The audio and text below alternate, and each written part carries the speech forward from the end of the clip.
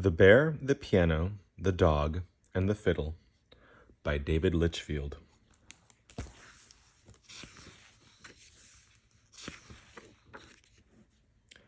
Hector and Hugo were best friends. Hector was a fiddle player, and Hugo was one of his biggest fans. Over the years, they'd had good times, bad times, and even some crazy times. But now, times weren't so great. "What are we going to do, Hugo?" Hector said as they walked home. "My act is yesterday's news. Who'd want to listen to an old fiddler like me when they can watch a world-famous piano-playing bear?" Hugo woofed to say that he would, but Hector just sighed. "Woof, woof. I am too old for this game, boy," he said. "I guess I'll never get to play in a big concert hall like I dreamed." And with that, Hector packed away his fiddle forever. Now that Hector didn't go out to play music, he spent most of his time watching TV, listening to audiobooks, sleeping, and sleeping some more. Look, the dog is learning how to play the fiddle while Hector sleeps. Oh, here he was pulling it out. I didn't even notice it there. Yeah. Hector and Hugo's neighborhood was so noisy. Oh, it was noisy, so Hector kept the windows shut when he slept. But one night, he forgot. In the early hours of the morning, a strange noise woke him up. Hector crept out of bed, tiptoed down the hallway, and pushed open the door to the roof. Hugo was there on the roof, playing Hector's fiddle, and the music that Hugo was making was toe-tappingly, finger-clickingly, whistle-blowingly awesome. Hector's tummy hurt a bit when he saw everyone in the neighborhood nodding along. But then he saw something else: how much his friend loved to play. The next morning, Hector taught Hugo all of the tricks of the trade he'd learned over the years. Before long, a crowd had gathered. News of the incredible fiddle-playing dog spread, and one day, a very famous bear came to watch. Bear told Hugo that he was starting a band of musical animals. He invited Hugo to come on tour and play his fiddle for hundreds of thousands of people. As Hugo looked up at Hector, his tail wagging, Hector's tummy started to hurt again. He was feeling jealous. "I guess you should go," he said, trying to smile. "It is the opportunity of a lifetime." But, Hugo's tail wagged even more as he packed to go away with Bear's big band, making sure the fiddle was safely stowed. But Hector began to have second thoughts.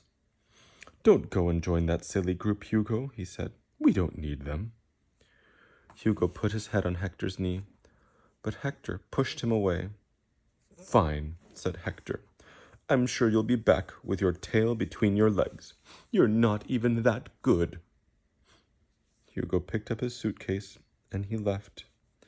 And suddenly Hector felt awful. "Wait, Hugo," he cried. "I'm sorry." But he didn't have enough time to get the words out. And there, Hugo left in Bear's big band bus, and it was too late to apologize.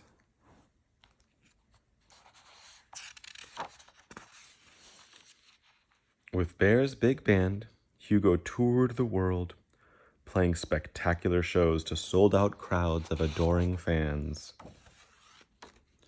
Hugo was the star of the show, with Bear on the piano, Big G on the drums, and Clint the Wolfman Jones grooving on the double bass. Ba-boom, boom, boom, boom, boom.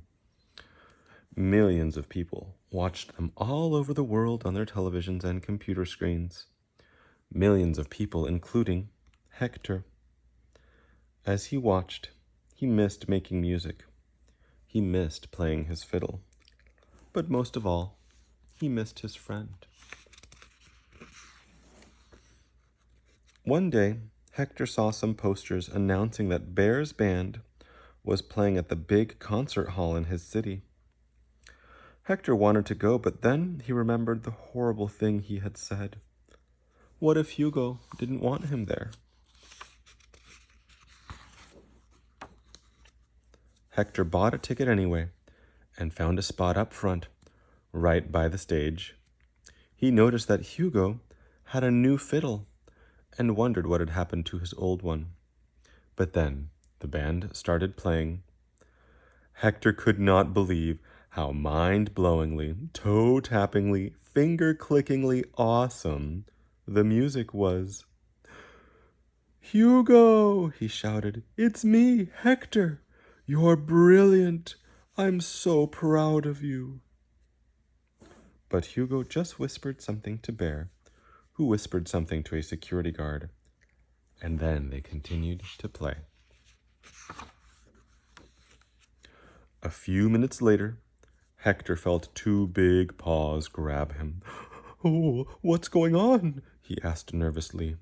The security guards picked up Hector and took him into a dark corridor. "It's okay," Hector said. "I was going to leave anyway. Please let me go." But the guards just kept walking with Hector squished between them until suddenly they stopped, and Hector realized where he was.